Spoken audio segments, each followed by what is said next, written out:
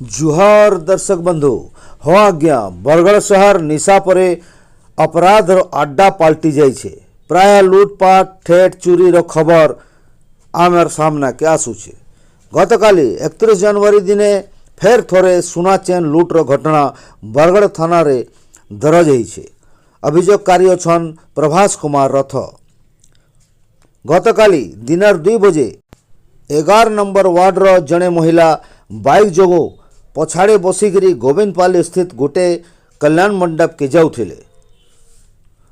जनगहली जगह काली मंदिर छकनु गोविंदपाली रास्ता रे हठात 2 जन लुटेरा कला मोटरसाइकिल रे आसी उक्त महिलार सुना चेन बैंक नु छोड़ई करी गोविंदपाली आड़ के फेरार मारी देले। जहाँ घटना सबू कैमरा रे कैद हो जाइए। हेनते संबलपुर ने भी गोटे घटनार भिजुआल भाइराल होइथिला। तार माने बाहर राज्यर लुटेरा माने आमर अंचल रे सक्रिय होइछन। जहाँ पुलिस लगी गोटे बड़ चैलेंज टे अच्छे। बाइक रो नंबर स्पष्ट नहीं दिसबार किंतु नंबर प्लेट रे जेएच लिखाई छे। तार माने गाड़ी झारखंड रो आए। तो देखा जाऊ पुलिस प्रशासन काना करू छे। धन्यवाद।